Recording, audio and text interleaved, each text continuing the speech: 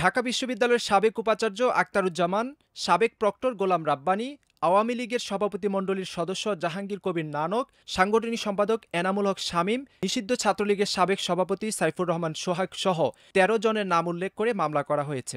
এতে অজ্ঞাত আরও ৫০০ জনকে আসামি করে মামলাটি দায়ের করেন গণ অধিকার পরিষদের সাধারণ সম্পাদক রাশেদ খান। ৪ মে বিকেল ৩:৩০টার দিকে শাহবাগ থানার অফিসার ইনচার্জ মোহাম্মদ খালিদ মনসুরের কাছে মামলা দায়ের করেন রাশেদ খান। আমরা এটা গ্রহণ করেছি। আমরা এটা পরবর্তী যে আইনগত কার্যক্রম মামলা রুজু হচ্ছে এবং আমরা এটা তদন্ত করে আইনগত ব্যবস্থা গ্রহণ করব। ২০১৮ সালের কোটা সংস্কার আন্দোলন চলাকালে শেখ হাসিনাকে কটূক্তি এবং উপাচার্যের বাসভবনে ভাঙচুর ও অগ্নিসংযোগের অভিযোগে রাশেদ খান সহ আন্দোলনকারীদের বিরুদ্ধে মামলা দায়ের করা হয়। সেই মামলার একজন ভুক্তভোগী হিসাবে গণ অধিকার পরিষদের সাধারণ সম্পাদক মোহাম্মদ রাশেদ খান মিথ্যা মামলায় হয়রানির অভিযোগে পাল্টা মামলা দায়ের করলেন। আজকে আমি ভিসি আখতারুজ্জামান, প্রক্টর গোলাম রাব্বানী সহ জাহাঙ্গীর কবির নানক তাদের বিরুদ্ধে আজকে শাহবাগ থানায় বাদী হয়ে মামলা করেছি।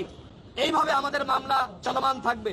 আমাদের সহযোদ্ধারা যেখানে যে আক্রান্ত হয়েছে, যেখানে হামলা হয়েছে, প্রত্যেকটা হামলার বিপরীতে আমরা এখন মামলা শুরু করেছি।